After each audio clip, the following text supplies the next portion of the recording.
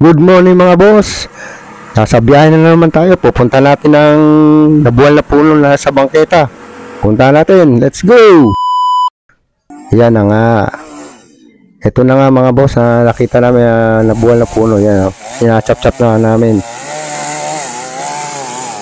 Medyo malaki-laki to. Nakasagabal sa kalsada saka sa bangketa. Kaya kailangan natin matanggal natin agad may tabi. May mahakot na naman yan mga boss. May hahakot. Pero ako nangihinayang ako sa puno na to, mahago nito eh. Pero wala tayong magawa, nabuwal na, kailangan natin tanggalin dyan, chap-chapin. Pero nakita namin dyan sa ano, may mga maliliit na basag na ano, parang side mirror, parang nabundol yata itong puno na to mga boss eh. Nabundol. Ayan o. Medyo mahaba pa, tuwid pa naman o. Pero chap-chapin na natin to para matanggal na, wala na tayong sagabal dito. Kasi mga next area pa kami mga boss. Yan na. Pero may ako dyan, nakita kami patay din na puno nakatayo. Idadamay na natin itumba para wala na rin makasagabal. Panigurado na tayo na wala makasagabal at wala makadisgrasya mga boss. Yan. At tapusin lang natin to.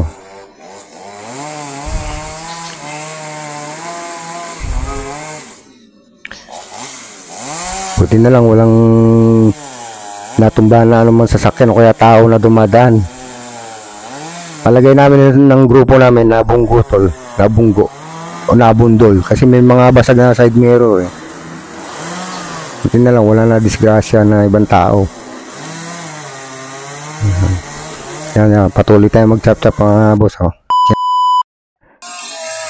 Yan, chap-chap na natin eh. Tatabi na lang natin ito mga boss. I-clear natin para wala na makadisgrasya. Oy, sama mo na yung patay oh. Yan ang trabaho namin ng mga tropa namin mga boss.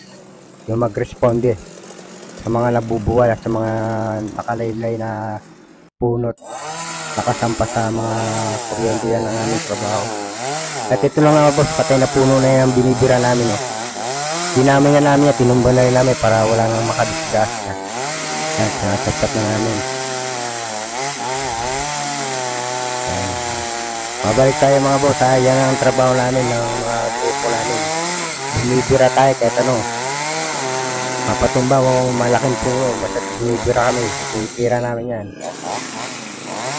Maasahan nyo kami sa mga responding ng ganito. Sinasap na ng sawang kasama para maitabi na rin natin.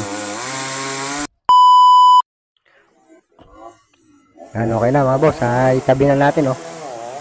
Na-clear na natin, wala na. Okay na mga boss ha.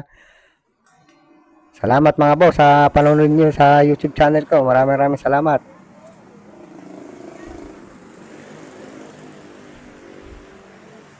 Okay na.